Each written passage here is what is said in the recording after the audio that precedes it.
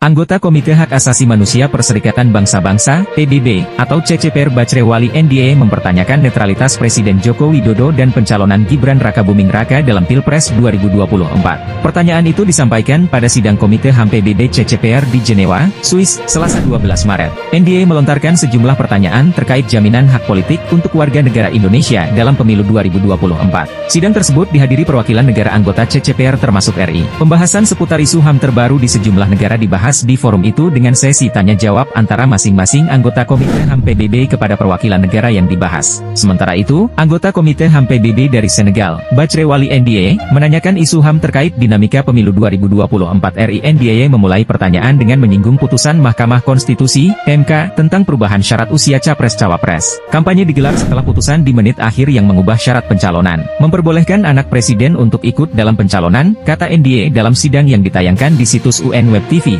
Selasa 12 Maret, dia menambahkan, apa langkah-langkah diterapkan untuk memastikan pejabat-pejabat negara, termasuk presiden, tidak bisa memberi pengaruh berlebihan terhadap pemilu? Tak berhenti di situ, NDA juga bertanya apakah pemerintah sudah menyelidiki dugaan-dugaan intervensi pemilu tersebut. Perwakilan Indonesia yang dipimpin Dirjen Kerjasama Multilateral Kementerian Luar Negeri Tri Tariat tidak menjawab pertanyaan itu. Saat sesi menjawab, delegasi Indonesia justru menjawab pertanyaan-pertanyaan lain. Beberapa isu yang dijawab Indonesia tentang dugaan pengerahan militer ke Papua, kebebasan beragama, kasus Panji Gumilang, hingga kasus Haris Fathia. Delegasi Indonesia juga menjawab soal hak politik orang asli Papua yang ditanyakan NDA bersamaan dengan kasus pencalonan Gibran. Koordinator Kontras Dimas Bagus Arya menyayangkan aksi para delegasi Indonesia di sidang CCPR. Dia menilai banyak jawaban dari delegasi yang tidak menjawab isu-isu krusial terkait HAM dan demokrasi di Indonesia. Dimas menyebut hal ini sebagai bentuk kegagalan pemerintah Indonesia menunjukkan kemajuan HAM di Indonesia.